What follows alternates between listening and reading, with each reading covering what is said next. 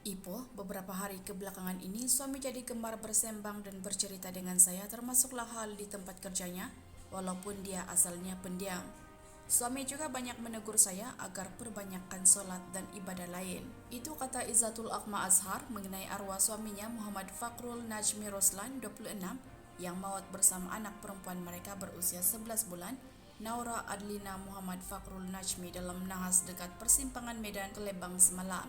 Malah menerusi semakan di akaun Facebook milik Muhammad Fakrul Najmi didapati beliau ada berkongsi hantaran mengenai keperluan mengambil tahu hal berkaitan sholat jenazah pada 29 November lalu. Selain hantaran berkaitan keagamaan yang selainnya dengan perkara itu juga turut diperakui oleh Izzatul Akma. Kata Izzatul Akma, dia ridho dengan ketentuan itu dengan menyifatkan suaminya yang dikenalinya sejak di bangku sekolah menengah merupakan suami dan bapa yang penyayang. Menceritakan saat kejadian, Izzatul Akma berkata dia baru sahaja habis dari penugasan shift malam sebagai jururawat hospital swasta dan menghubungi suaminya yang ketika itu dalam perjalanan untuk menghantar bayi mereka ke rumah mentuanya sebelum ke tempat kerja. Katanya pagi itu dia juga ada menghantar pesanan WhatsApp kepada suaminya yang jika sudah lambat masuk kerja maka dia boleh menunggu di kilang tempat suaminya bekerja sebelum mengambil anak mereka untuk dihantar ke rumah mentua. Pagi itu sepatutnya suami kena hantar anak Naura Adelina ke rumah mentua dan sebelum itu memang saya sudah menghubunginya untuk kejut dia dari tidur karena tak sangka dia terlajak. Jadi dalam perjalanan menghantar anak ke rumah mentua, saya coba berulang kali menghubungi suami namun panggilan tidak diangkat.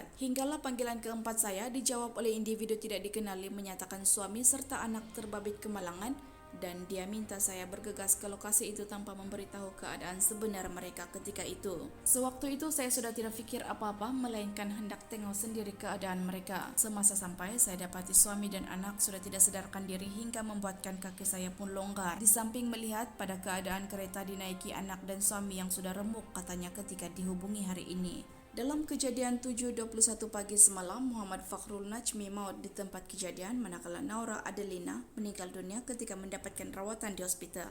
Mayat dua beranak itu disemadikan petang semalam di Taman Perkuburan Islam Batu Sembilan, Cemur.